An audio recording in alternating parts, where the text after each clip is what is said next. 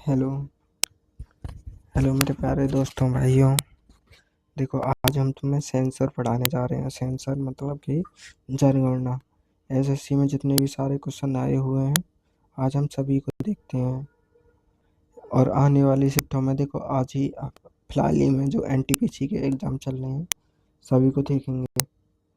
देखो, सबसे पहले हम पढ़ने जाते हैं। सबसे पहले जनगणना क्या उद्देश्य है। अब देखो, तुमने देखा ही होगा 2027 में होगी इसकी जो जनगणना है ना।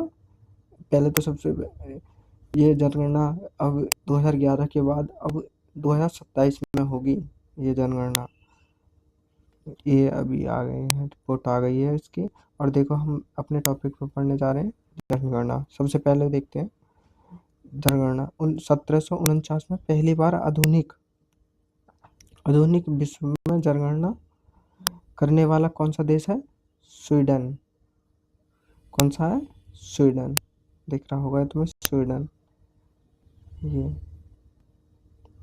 और 1790 में दशकीय जनगणना की शुरुआत किस देश ने की थी? दशकीय जो जनगणना है ना, वो दशकीय जनगणना अमेरिका ने शुरू की थी। एक दशकीय जनगणना अमेरिका ने शुरू की थी। और नेक्स्ट देखते हैं, नागरिकों के लिए पहली ज्ञात जनगणना 1830 में हेनरी वॉर्टन द्वारा ढाका में हुई थी। ढाका यानी कि बांग्लादेश में हुई थी। इसलिए हेनरी वॉल्टर को भारतीय जनगणना का जनक कहते हैं। ध्यान रख लेना, हेनरी वाटर। ठीक है, हेनरी वाटर को हेनरी और वाटर करके याद कर लेना। वाल्टर है वो, वाटर करके याद कर लेना। इसको जनक भी कह देते हैं। भारत की पहली जनगणना जो हुई थी 1872 में ब्रिटिश वायसराय लॉर्ड मेयो के अधीन हुई थी। लॉर्ड मेयो की बहुत ज़्यादा इम्पोर्टेंट क्वेश्चन है यहाँ से, ये लॉर्ड मेयो। नेक्स्ट देखते हैं, भारत की पहली पूर्ण जनगणना 17 फरवरी 1881 में ब्रिटिश वायसराय लॉर्ड रिपन के अधीन हुई थी। पहले मेयो के, फिर रिपन के, 1881 में। पहली पूर्ण जनगणना के दौरान डब्ल्यूबीसी और एक पॉलनर जनगणना आयुक्त थे। जनगणना प्रत्येक 10 वर्ष के बाद आयोजित होती है। स्वतंत्रता के बाद इसका संचालन भारत सरकार के गृह मंत्रालय के अधीन आता है। रजिस्ट्री जनरल और जनगणना आयुक्त द्वारा किया जाता है। लेकिन कहने का मतलब ये है कि जनगणना है ना, गृह मंत्रालय के अधीन आती है। नेक्स्ट देखते हैं, 1951 के बाद सभी जनगणना भारत की जनगणना के अधीन 1948 के अधीन आते हैं। 1948 का जो अधिनियम है ना, उसके अधीन आते हैं। स्वतंत्र भारत की पहली जनगणना 1951 में हुई थी। 1951 में हुई थी, सॉरी, 1951 में पहली जनगणना हुई थी। अब नेक्स्ट देख लेते हैं, 1951 की जनगणना आयुक्त कौन थे? R.A. गोपाल स्वामी।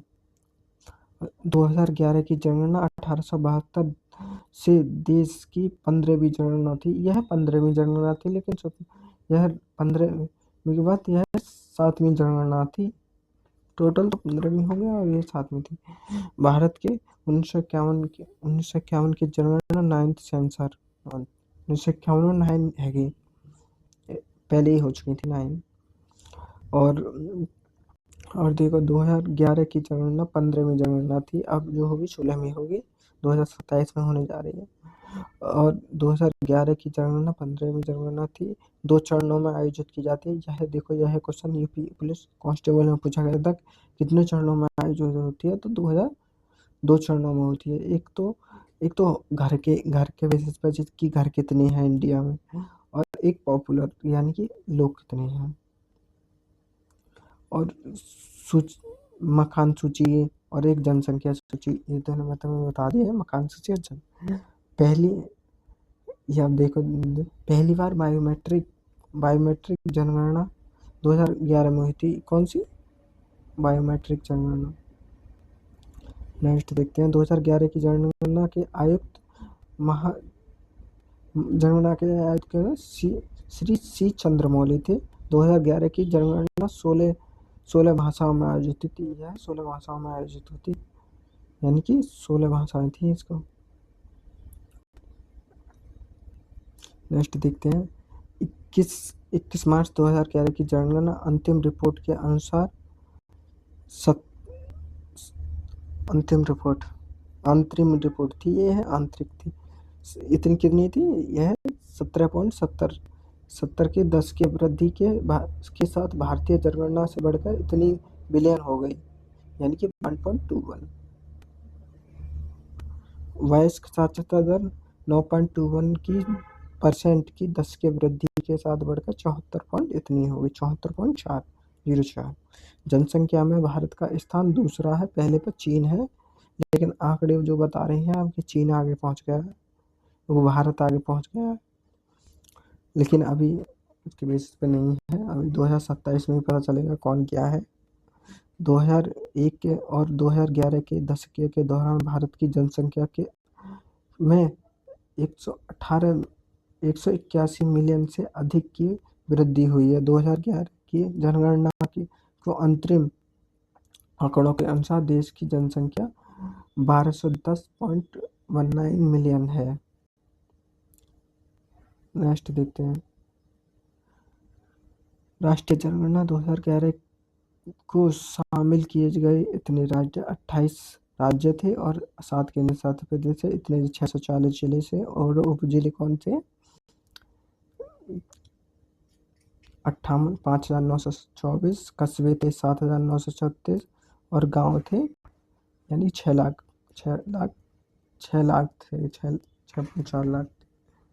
और जनगणना की देखो मैं तुम्हारे लिए बहुत मेहनत कर रहा हूँ, मेरा चैनल सब्सक्राइब कर दीजिए और ऐसे ही वीडियो मैं हर टॉपिक की ही लेके आता रहूँगा आपके लिए। आप सोच ही सकते हो यार कितनी मेहनत कर रहा हूँ, और फिर भी यार कर दो, थोड़ा मोटिवेशन मिलेगा और कुछ नहीं। जनगणना की लागत लगभग, जनगणना में जो लागत लगती है ना, तो वह बहुत लगती है, 2200 करोड़ रुपये उठ जाता है जनगणना में। आदमियों को लगता है कि यूं ही हो जाती है 10 साल में, बहुत पैसा लगता है। 2011 में भारत और बांग्लादेश ने अपनी सीमाओं से लगे क्षेत्रों की पहली संयुक्त जनगणना की थी, पहले संयुक्त थी।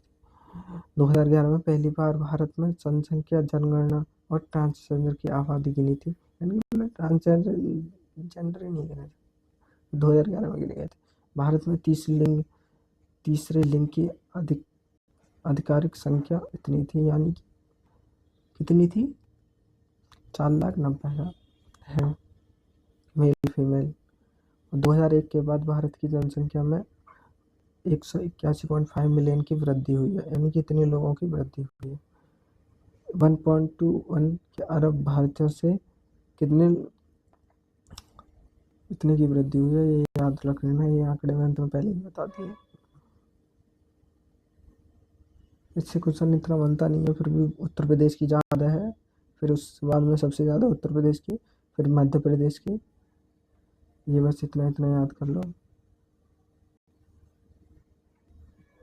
अरे क्या हो गया,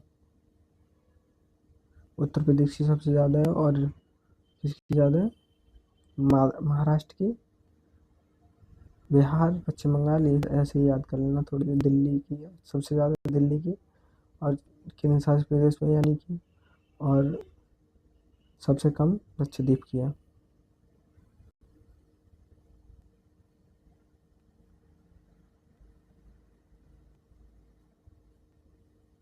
साक्षरता के बारे में देख सकते हैं, साक्षरता दर सबसे ज़्यादा केरल की ज़्यादा है साक्षरता दर, यानी कि सबसे ज़्यादा लोग कहाँ आगे पड़े हुए हैं, केरल के। आप तो पड़े हुए नहीं हैं।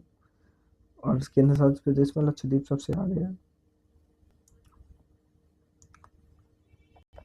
82, और ये टोटल 74 है, लेकिन मेल फीमेल इतने, फीमेल तो कम ही है, 82 इसकी है मेल की और 65 इसकी है। सबसे कम साक्षरता 10-12 बिहार है, सबसे उच्चतम हाईएस्ट केरल और लक्षद्वीप है दोनों, और सबसे कम साक्षरता बिहार में। राजस्थान में लेट जो है 52% एलिजिबिलिटी।